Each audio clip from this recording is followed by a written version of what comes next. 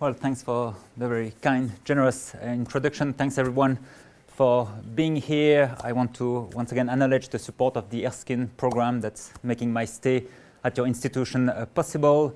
I also want to mention that the work that I'm about to share with you is work done in collaboration with a colleague at San Diego State University. Her name is Melody Sadler, and we have similar training, similar research interest.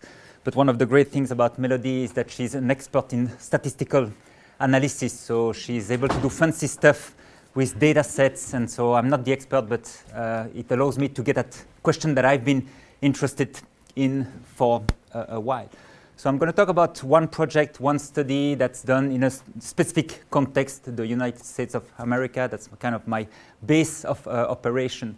But I want to maybe set the stage a little more broadly. So my talk focused on the relationship between ethnic diversity and national identity. And this is a timely topic in many, many countries. And to make my point about the broader implication of those kind of issues, I'm going to borrow some data from a large survey done in a number of European countries. And often the picture looks something like this. It seems like there's a fairly large segment of the population that express concern about the increasing diversity. They say as a result of this increasing diversity, we live in a place that's worse off, if you will. And there's variability across country at that level, but again, often a fairly large segment of the population express concern associated with increasing diversity. And this seems to be going hand in hand, maybe not in a causal sense, but it seems to be related also then to a need to reaffirm the national identity. In particular, the idea that there is some shared custom tradition that we need to re-emphasize to clearly draw the boundary of what it means to be a true American, Frenchman, German, and so on. And so that's a little bit the background of my work. And these are interesting, fascinating debates, but I'm interested in a much more specific question. What are actually the implications of ethnic diversity for how lay people define the national identity? And I can break down this question in two pieces. The first one is to what extent lay people define the national identity in a way that's inclusive, meaning that all ethnic groups are included in the national identity, versus imply exclusion, the marginalization in particular of some ethnic minority groups. That's a first aspect, a first facet that might be interested. And the second facet is the extent to which the context we live in, whether it's a fairly diverse or homogeneous setting, has some implication for one's understanding of what it means to be the citizen of a country. What it means to be American, for example. And so the specific project that I'm going to discuss try to combine, integrate those two questions. I'm going to look at variability in the extent to which people define the national identity in an inclusive, pluralistic versus exclusive manner as a function of the diversity of the environment they live in. That's the key question I want to focus on. And again, my base of operation is the US. It's typically thought of as a fairly diverse, pluralistic country. There's a long history of immigration and so on. So when we think of the national identity, often we emphasize a fairly inclusive, pluralistic national identity. But if you look at the population of the US, there are tremendous variability in terms of how diverse the setting is, right? So on this map that's based on some census data, you see that there are huge parts of the country that are predominantly white, very homogeneous, right? All those white squares on the map. And then it's true that some area, for example, on the West Coast, part of the South, large metropolitan area on the East Coast, where non-white individuals represent a significant portion of the population. So tremendous variability across context. Now, if you read scholarly writings on national identity, American identity, but all kinds of national identity, often there's a distinction that emerges quite often. It's the idea that there might be two distinct conceptions of national identity. One could be labeled a civic national identity. The other one could be labeled an ethnic or nativist conception of national identity. And if you think about that distinction in terms of inclusion or exclusion, you could make the point that civic national identity tend to be inclusive, because what it means to be a citizen of a country basically means that you endorse some shared values, that you participate in civic life, and so on. In contrast, the ethnic or nativist conception of national identity tend to be more exclusive. It often assumes that there are some traits, the fact that you were born in the country, the color of your skin, your native language, that makes you a more authentic member of the country. And that implies that people who do not have those attributes are marginalized, excluded from the national identity. And so there's been growing interest in those issues. People have written about that for a long, long time. Over the last 10, 15 years, people have started to do more empirical work using those kind of distinctions. But what I've been interested in, as Kumar mentioned, is the idea that we can study those processes of inclusion, exclusion from the national identity through the assessment of what we call implicit association. And I'm sure you've heard about this distinction. It's very popular in many subdisciplines of psychology. The idea that some of our thoughts, attitudes can operate at a very explicit, conscious, deliberate level, and that we also have attitudes, beliefs that operate at a much more automatic level that we cannot consciously control. And so when it comes to what I'm interested in, national identity, I could ask people to reflect on what it means to be American, to self-report their perspective. And if I do that, what I'm accessing are fairly conscious ideas that people can control in terms of what they express. But it could also be that those processes of inclusion, exclusion operate at this more underground level, at the level of that is not necessarily entering conscious awareness, that is not necessarily consciously controllable. And so using those techniques, I won't get into the method yet. I'll talk about it when I describe the specific study that I will present. But using those reaction time technique, we found some very strong evidence, and Kumar has replicated some of those findings as well, in other lab as well. We found evidence for what we call the American equal white effect. And it means that people of European descent are conceived of as being more American than Latino Americans, Asian Americans, African Americans, and even Native Americans. And I'm mentioning those ethnic groups in the order from the most excluded Latino to the less excluded. And it's a very strong bias. We often have a hard time trying to eradicate it despite several attempts. So very robust finding.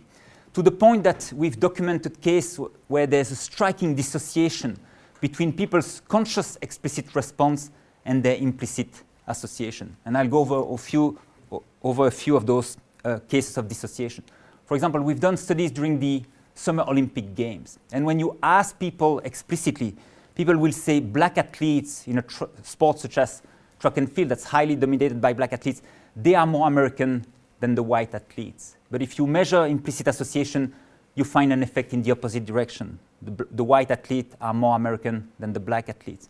When you use well-known celebrity, I don't know if you're familiar with Lucy Liu, but she's an Asian American actress born and raised in the US.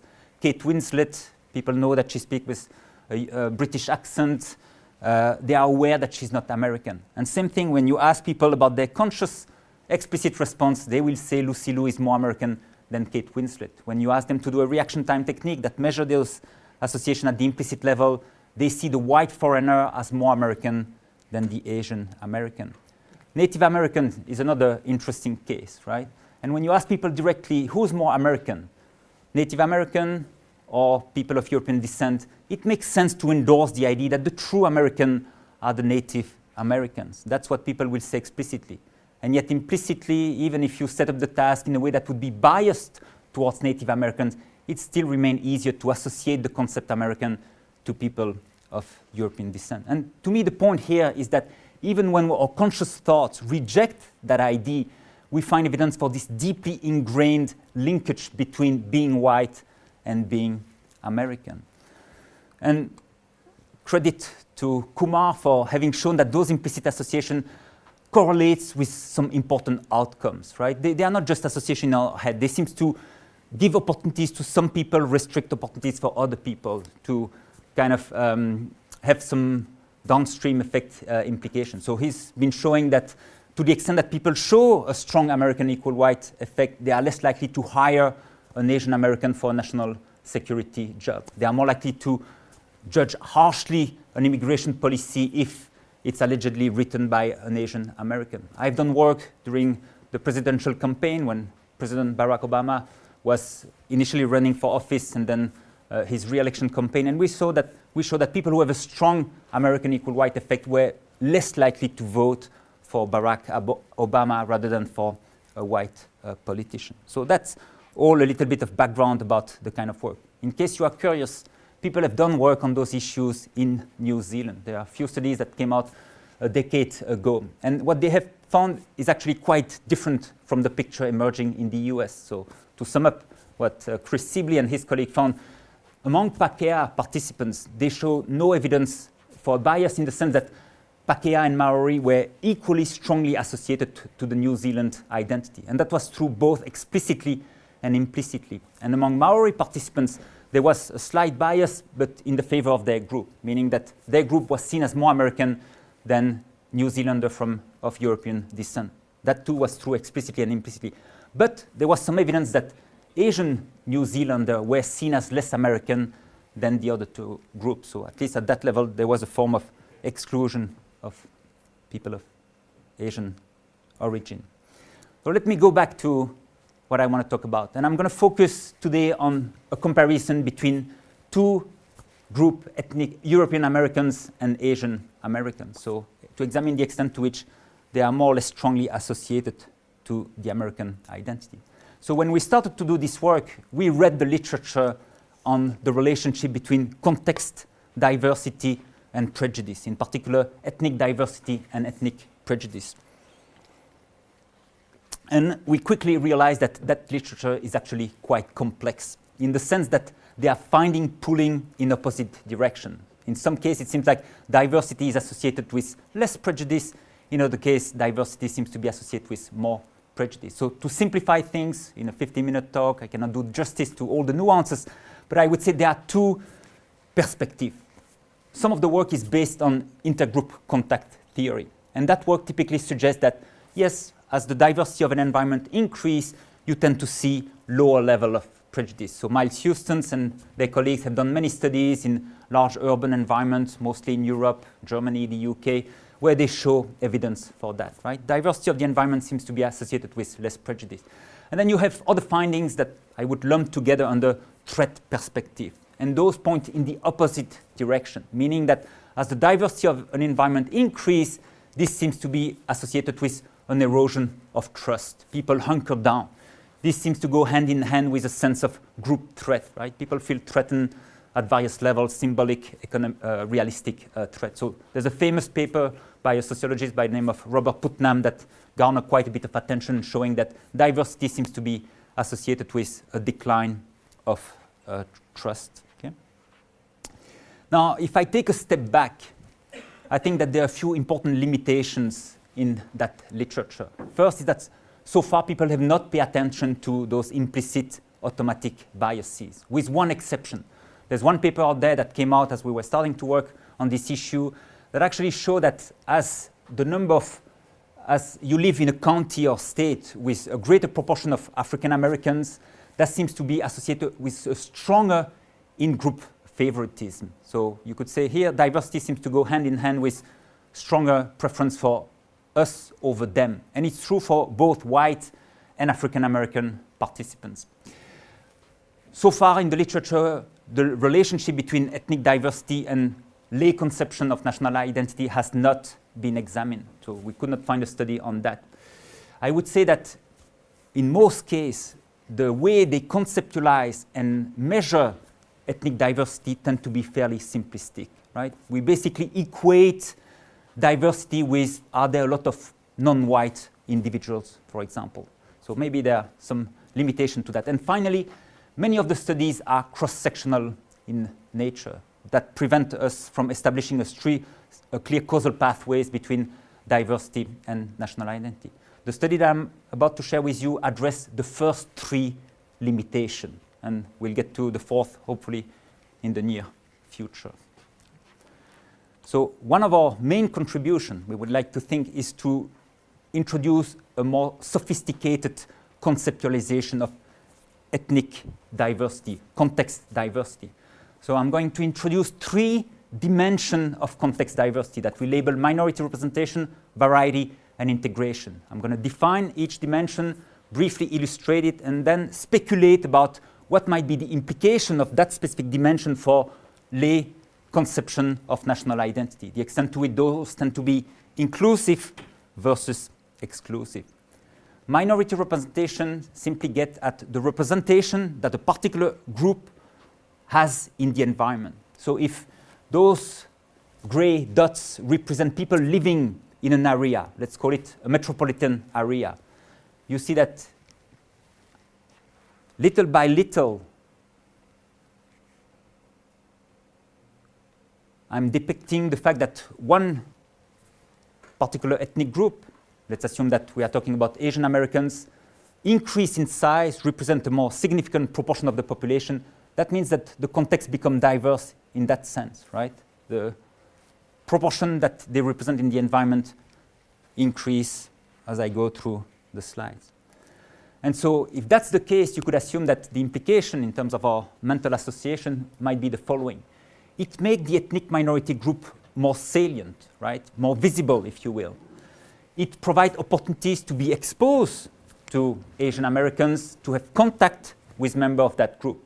And as a result, it may help dilute the dominant association being American is being white. Okay? So in that sense, you would expect that it should be associated with a lower level of this bias. But you could also make the case that as the size of the group increases, it may foster a fairly dichotomic representation of the environment, a majority versus minority contrast, an us versus them mindset. And if that's the case, it may not help reduce the bias. It may actually even exacerbate it, right? So that's the first dimension that we'll be considering. Variety gets at the extent to which multiple ethnic groups are represented in the environment. So if I start with the following configuration, again, Asian Americans account for a portion of the population. If I'm adding to the picture other ethnic minority group, we could talk about Latino Americans or African American, you see that that's another way in which the context becomes more diverse, right? There are multiple groups that are being represented in the environment. And so again, if we try to speculate about the implication for mental association, we could say that that type of settings where multiple groups are represented may foster a more complex representation of the environment, less likely to be just an us-them, a majority-minority. The context is construed as a diverse multi-ethnic community, if you will. And there's lots of research in social psychology showing that to the extent that you can induce a more complex representation of the environment, often intergroup biases are reduced. So there seems to be some benefit. So here, in this case, you would assume that the automatic linkage between American and white could be undermined in a context that's characterized by greater variety. The third dimension of diversity is that of integration. And here it means that you need to consider a lower level of analysis. So let's start with a configuration where variety is at its highest, right? I have 4 ethnic groups and each of them account for about a fourth of the population. Let's assume that this is a metropolitan area and there are 4 neighborhoods within that metropolitan area, A, B, C, and D. You see that in this configuration, the variety at the lower level map onto the variety at the more inclusive level. That would be a case where there's maximum integration. In every single neighborhood, you find a fourth of the population representing each ethnic group, right? That would be a case of maximum integration. But you see that in this case, even though at the level of the metropolitan area, we have the same level of variety, there's perfect segregation at the level of the neighborhood, right? It's super homogeneous at that level. So that would be the opposite end of the dimension. And then you could think of more intermediate cases, right? Cases where, at least to some extent, in some of those neighborhoods, some group seems to be overrepresented compared to the distribution at the level of the metropolitan area. That's what integration is getting at. Okay? And so if we, again, try to speculate about the implication of that particular dimension, you would say, well, to the extent that the context is integrated, for sure it provides opportunities for contact. In contrast, if you live in a super segregated environment, it can be a diverse metropolitan area, but the odds of running into outgroup members or minority would be very low. you could say that to the extent that the context is integrated, maybe that also contributes to foster a fairly complex representation of the environment. And it could also be the case that if the context is integrated, pluralism, diversity become a deeply embedded normative principle, right? We live together, we coexist successfully. This becomes now a core principle that could be internalized and shape even our more automatic, deeply seated association. Right? So that was our thinking prior to actually testing those hypotheses. Very simple model. I'm arguing that each dimension uniquely accounts for implicit association. And so the prediction is always the American equal white effect will be weaker to the extent that the context is diverse. And I'm making this prediction when it comes to minority representation, variety, and integration. So it's a very simple additive model. Each dimension should uniquely account for variation in implicit association, right? We started with a very simple kind of set of prediction without a lot of prior research on those issues. So how did we test that? Well, we combined two sources of data. Indicators of diversity at the context level were derived by the US Census, and then we had access to a very large data sets. Those are people who visit a popular website, Project Implicit, where people can test their own implicit biases. They can select among more than 15 tasks and get some first-hand experiences with technique to assess implicit association. So our ethnic diversity indicators were computed at the level of metropolitan statistical area. We thought that that's a good unit of analysis, right? Other people have looked at variation across states, counties, and so on.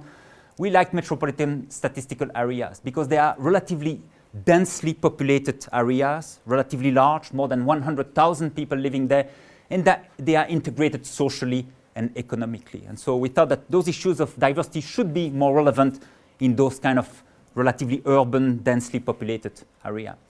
Minority representation was defined as the proportion of Asian Americans living in the metropolitan statistical area, so the proportion relative to the overall population. Variety gets at the extent to which the four major ethnic groups, white Americans, Asian Americans, Latino Americans, and African Americans, are evenly distributed within the metropolitan statistical area.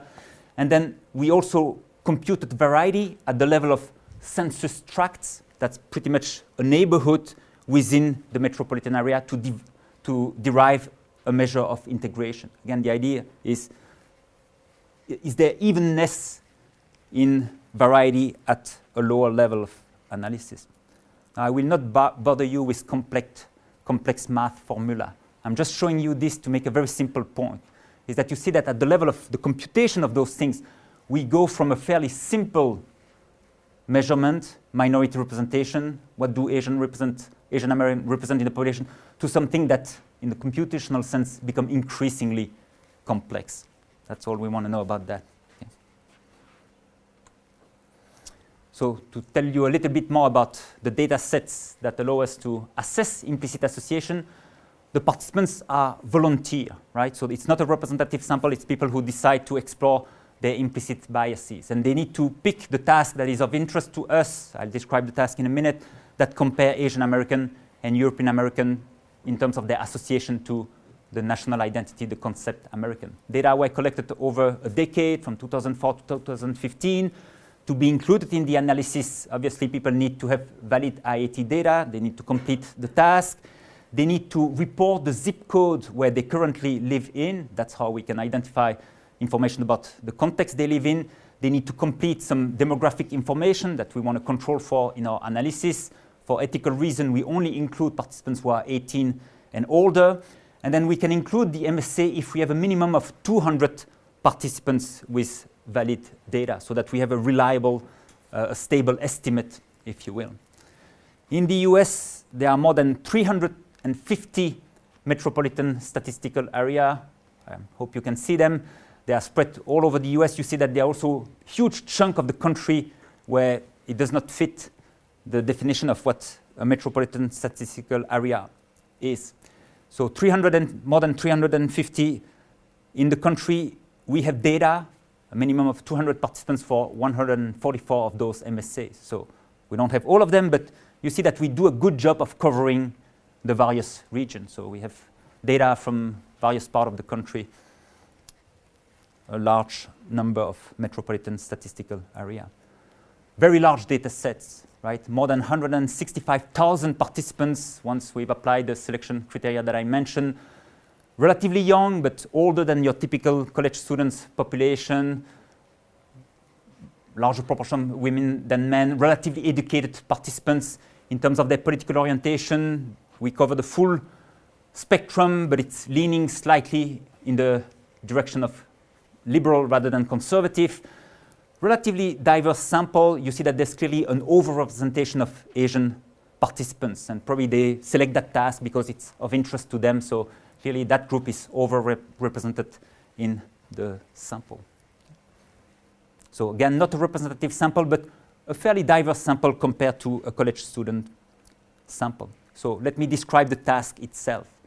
If you're not familiar with the implicit association test, it requires categorizing as quickly as possible pictures, in some case words, in our case it's pictures. So one of the pair of concepts is American versus foreign. So people are asked to discriminate as quickly as possible American symbol that you see on the left and foreign symbol that you see on the right. And then they are also asked to discriminate as quickly as possible faces of individuals based on their ethnicity. Faces of European Americans on the left, faces of Asian Americans on the right. So the task is set up like this. As a participant, you sit in front of your computer, and the kind of picture that I showed you show up one by one. They're actually intermixed. It's an American foreign symbol followed by an Asian or white face. And in one set of trial, in one block, what you're asked to do is whenever you see an American symbol or the face of a European American, you press a key that's on the left side of the keyboard. If you see a foreign symbol, a face of an Asian American, you press a key that's on the right side of the keyboard. And you do that for about 60 trials as quickly as you can. Before or after that, you do the exact same thing, except that now we switched the way the two pairs of concepts are combined. So this time, Asian American face go on the same side as American symbol, European American faces go on the same side as foreign symbol. And the idea is to compare the ease, the speed of responding for those two configurations. The point being that if this is an easier task than that, it would suggest that the American identity is more strongly associated, relatively speaking, to people of European descent than to Asian Americans. That's the assumption of the technique. Now, let me get to the data, and first some descriptive information about the diversity indicator. Few things that I want to point out is that you see that on average, at the level of metropolitan statistical area included in our sample, we have 5% of Asian Americans. So that's not very high, right? So we talk about a low number, but you see quite a bit of variability range, right? Cases where they actually represent 1% to cases such as Hawaii, where they represent 60% of the population. When it comes to variety and integration, the only thing that I want to point out is that we have quite a bit of variability across MSAs. Given that we predict that each dimension should uniquely account for implicit association, it's important to examine the extent to which those three indicators are intercorrelated, right? To deal with issues of collinearity. And so you see that minority representation is positively correlated with variety. That's what you would expect because there are some constraints here. But you see that minority representation is not correlated to integration. And you see that variety seems to be associated with relative segregation. So there's a negative correlation between variety and integration. But if you run the proper test, the overlap is not too strong that it would create issue in your analysis. So kind of distinct construct being assessed here. If you look at the general trend at the individual and at the group level, you can highlight the following. You see that on average, the way we analyze IAT data is by computing what we call an IATD score. And it's basically taking the mean of response latency for one block minus mean response latency for the other block divided by the standard deviation of the response latency. And so that's the equivalent of computing an effect size at the individual level. That's why we refer to it as an IATD. So if you look at the mean for the sample, that's quite a substantial effect in the direction of whites are more American than Asian. But you see that there's tremendous variability in our sample, a beautiful normal distribution. Some people show this effect, but people show also the effect in the opposite direction. So clearly variability at that level. And if you look at the same thing at the level of metropolitan statistical area, 144 of them, you see same thing. At the group level, there is evidence for this American equal white effect. And actually, in this case, the effect is always positive. So in all metropolitan statistical area, it's in the direction of this American equal white effect. But once again, there is some variability. So given the nested nature of the data, we're going to try to model variability at both the individual and group level, with the focus of our analysis being the group level. So we use those multi-level modeling technique. And so now I'm moving on to the results.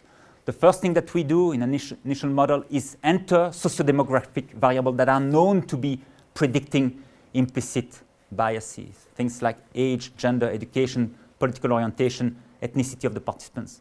Don't be impressed by these p-values, because when you have a sample of 165,000 participants, power goes through the roof. Actually, what you should notice is that those effects are very tiny. They are in the expected direction, but the one effect that's worth mentioning is that white participants show a much stronger American equal white effect than Asian participants, something that we had found in our prior research. The point here is simply to control for individual differences in our analysis. The more interesting part is now to examine whether each dimension of context diversity predict implicit association. And if you look at the findings, dimension by dimension, it's the case that as minority representation increase, the American equal white effect decrease. That would be support for our first hypothesis. As variety increase, the American equal white effect decrease. That would be support for our second hypothesis. But there is no support for the idea that integration is associated with a lower level of American equal white effect. No support for our third hypothesis, right? So mixed findings, that's the way it is.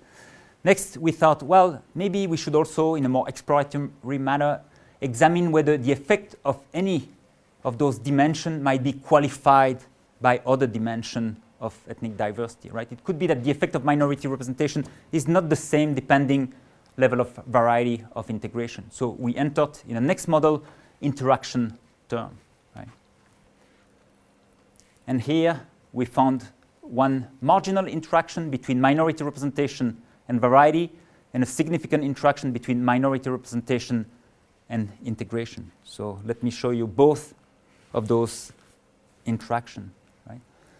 So here I'm predicting the American equal white effect. Higher values mean a stronger bias, if you will, as a function of minority representation. And as you saw before, there is evidence that when minority representation increase, the bias is weaker. And you see that in this case, again, it's a marginal effect. The picture suggests that variety matters when we looked at the high end of the minority representation continuum, right? And that makes some sense, right? If there are very few Asian, variety does not add much. It's only to the extent that they represent a significant portion of the population that maybe adding more other ethnic minority group in the picture leads to a lower level of bias, right? So it kind of nuanced a little bit the main effect of variety that we had shown in the prior model. The interaction between minority representation and integration is more puzzling, and that again is a significant interaction. So once again, you see that minority representation seems to be associated with a lower level of bias, whether we talk about integrated or more segregated environment. But the surprising thing is that it's actually in the relatively segregated metropolitan statistical area that the bias is relatively weaker than in the more integrated area. That goes against our thinking. Not sure why that is, but it could be that actually segregation increase the visibility, the salience of various ethnic minority group. And so maybe at some level, higher order representation, it's actually something that's associated with making it easier to include minority in the national identity compared to more integrated area. Last thing that we did is to look at whether the effect of those various minority ethnic diversity dimensions are qualified by the ethnicity of the participants. Remember, that's a source of variation. And in particular, we wanted to know whether our findings could be generalized to white and Asian participants. And so we found one interaction. And if you ask me, it doesn't look like much of an interaction when you display the picture like this. But it's a reliable interaction. And you see that as before, minority representation seems to be associated with a lower American equal white effect. On top of that, you have this very strong main effect of the ethnicity of the participants. The point that is of interest to us is that the effect of minority representation is significant for both Asian and white participants. So it's a somewhat steeper line for the Asian participants, but it's also significant for the white participants. And so it's not restricted, the effect of minority representation is not restricted to a particular group. I'm going to show you very quickly, because we have about 10 minutes left, the same kind of findings, but in a more maybe visual manner. I'm going to map them on this kind of a slide. So remember, we have 144 metropolitan statistical area that are shown here. On these slides, I'm providing information about minority representation. So when the area is brownish, it means a larger proportion of Asian individuals live there. If it's a lighter color, it means that they represent a much smaller proportion of the population, right? So not surprisingly, you see some of the West Coast city, San Jose, LA, and then you also see some of the East Coast city, Boston, DC, New York City, Houston, Chicago. Those are places where there's a significant proportion of Asian Americans living. So that's information about ethnic diversity. Here's some information about implicit biases. And now I coded things so that the coding scheme, the color are in the same direction. So meaning that when it's a brownish area, lower level of biases. If it's a lighter color, stronger level of implicit biases. And if I go back and forth, you see that it's not perfect, but things do not change much, right? It seems like I'm basically showing you twice the same map, more or less, right? That's the association between minority representation and the American equal white effect. When minority representation goes up, the effect goes down, right? We've seen that in the analysis. Now let me use another type of presentation. Here, I'm displaying things with a cartogram. The size of the circle represents the proportion of Asian Americans. Bigger circle, more Asians live there. Smaller circle, they account for a small proportion of the population. The color of the circle is information about the implicit bias. Blue, low level of bias. Red, strong level of bias. Right? So let me break it down. You see that when you look at big circle, lots of Asians are living there. They tend to be blue, low level of bias. Right? If you look at tiny circle, they tend to be red. Few Asian in the population, stronger implicit American equal white effect. But then you also see that there are cases where, despite the fact that there's a significant representation of Asian in the population, we still find quite a bit of bias, right? So that is something that needs to be explained. Those maybe are areas that are characterized by a significant representation of Asian, but not many other ethnic groups present there, a low level of variety, for example. Or maybe those are actually the more segregated environment as well. Could be another option based on the result of our analysis. So I'll conclude with a very few simple points. I think that we show some evidence for reliable relationship between the diversity of a context and implicit association about the national identity.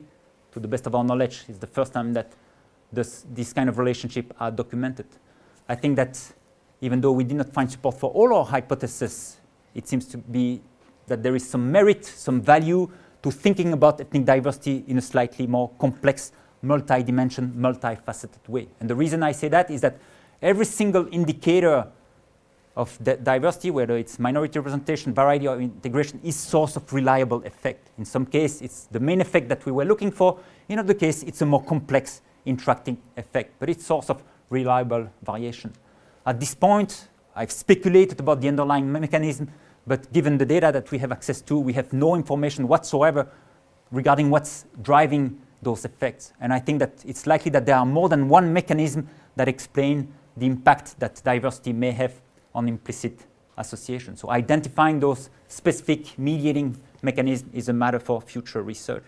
What I like about those findings, but I'm a little biased, are the two following things. Is that I find it interesting that we are able to draw connection between socio-structural factor, right, the diversity of an environment, right, that's more macro level type of things, to something that is very much at the micro level.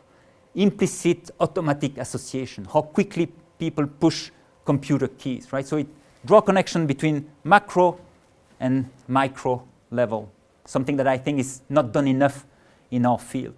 And then almost kind of the flip side of that is the idea that we show that to understand how people define something as broad as a national identity, we need to understand something about the very local context, the characteristic of the local context in which they are immersed. Where I live seems to inform what it means to be American. I leave it at that and take your questions, remarks, comments. Fire up. Thank you for an interesting presentation. It is, as you say, very interesting to note that there are these small, nevertheless detectable relationships between the gross context and the very specific moment-by-moment judgments being made by people. I wonder whether there's another very interesting issue which I think deserves exploration but may be methodologically very challenging, and that's really to do with the question of to what extent do these implicit biases change, or not change, but what's the hysteresis in the changes as the context changes? So if you live in an environment in which it's moving from one dimension of diversity to new levels of diversity, how long does it take, if anything, for your implicit judgments to catch up? Excellent question. We have a grant that was recently funded to look exactly at that. And so, we have 3 studies that test exactly that. So here's kind of cross-sectional. In this case, it's not going to provide, definitive causal evidence, but it's going to track change over time. So, is it the case that if I live in an area where there's been a surge in the representation of a specific ethnic group, does that predict change? And does it need to be recent change versus change that occur a longer time ago? Those are exactly the kind of question that we need to look at. And I think it's interesting even from a fundamental standpoint to understand where those implicit associations are coming from. So here we take a picture at a given time, but if we are able to show how fluctuation in the context across time account for some of those implicit biases, it might be informative as well. Excellent point. Other questions? It's a question about the implicity, I suppose. This whole word is something like that anyway. The question is, how do you know that it's an implicit conception of national identity as opposed to implicit conception of something else? It's related to national identity. What could be the something else? So is it? People like me. It's not quite the same thing. Okay. So there's a whole lot of things it could be. Sure. So first, let me say that it's a very specific aspect of national identity, is who is being included or excluded. So I have some data showing, for example, that this bias is distinct from a liking measure. So if you were to ask the same participants to complete a task that measured the more purely affective good-bad association versus the American Foreign Association, even though the two may somewhat overlap, right? So there might be an affective dimension underlying those associations about what it means to be American. The two are relatively distinct. For example, people show a very strong effect, as I've shown, that Asian are less American than white, but they don't necessarily show a strong anti-Asian bias, those kind of stuff. So again, maybe the affective dimension is part of it, I don't think that it can be reduced to that. And then if we looked at some of the predictive validity stuff, we show that it predicts things in particular when issues of national identity are relevant. For example, finding that I have not mentioned is that for white participants, the more they show the effect, the more they themselves identify with being American. So there's some kind of consistency in the pattern. So again, to me, it suggests that it has something to do with national identity. But in that very narrow sense, right? When we think of national identity, it's multiple dimensions could come into play. What I'm interested in is, do we grant more or less easily the concept American to people as a function of their ethnic, religious, not religious, although we've shown their ethnic cultural background. So kind of an imperfect answer, but again, I think it's implicit biases. They have a lot in common in the sense that they tap those kind of automatic association, but they are specific too. Like, for example, I've mentioned the one other study that's out there that shows that actually when diversity increase, in-group favoritism increase as well. Our findings goes in a completely different direction. We have kind of a more optimistic perspective on diversity where we show diversity seems to be associated with lower level. So what explains the difference? There are many differences between our papers and their papers. It's different target group. It's a measure of affective response versus association to the American identity. We use HLM, they don't. So we need to dig deeper to understand the differences. But I think that each implicit bias often has something fairly specific to it too. A methodological question. Do these results require that the bias be primed before it emerges, or is it there intrinsically in the results without any priming? What do you mean by priming? Well, this is not my field, but I understand that sometimes you actually have to do something which makes let's say the issue of identity salient before you get There's nothing prior to actually taking the test. So the task itself may prime something, right? It activates American identity. We symbolize the American identity in a particular way. So maybe that is part of the thing. But again, there's nothing that require activating the bias prior to showing those very strong ease to combine American stuff with white people and less easily so with Asian. Now, there are studies that shows that a manipulation prior to taking the task will shift the effect, right? So, for example, if we expose people to positive African Americans, Martin Luther King, Michael Jordan, and so on, that will successfully reduce biases towards the group. And those effects are known to be quite replicable, but they do not produce lasting change. So it's kind of an elastic effect. I've activated certain things, so that fits with your assumption. But in those data, there's nothing of that nature being done. Any other comments, questions? All right. Oh, one more, maybe? I was wondering if there's any consideration given to whether migrancy has to do with any of these attitudes, maybe cities that have more migrants move towards them, such as the coastal cities where they might be less. Yeah. So, two-part answer. Like, I've tried very hard not to bring up the immigration stuff because it's relevant. But what I'm really interested in is how co-nationals, people who are, for a fact, American, are still nonetheless excluded from the national identity. So, the whole, it might be tied to the perception that they are recent immigrant and so on, but really I'm looking at exclusion among people who actually belong kind of stuff. So I like to separate my work from the research on immigration for that reason. But another point that in some analysis that I did not describe, we try to control for a number of things. And one of the things that we control was the proportion of foreign-born people in the metropolitan statistical area. And what we found is that this seems to be reliably related to the bias, but in my opinion, in a way that's actually quite counterintuitive, is that as the proportion of foreign-born people is greater, the bias is actually weaker, right? And you could make the exact opposite prediction, right? If I live in an environment where there are a lot of immigrants, that will perpetuate the assumption that the real Americans are white and so on. And this is not what we find. And so I think that maybe, that's my speculation, is that this is kind of an indicator of what a diverse community is all about. It's a community where people from different parts of the world are coexisting. They speak different language and so on.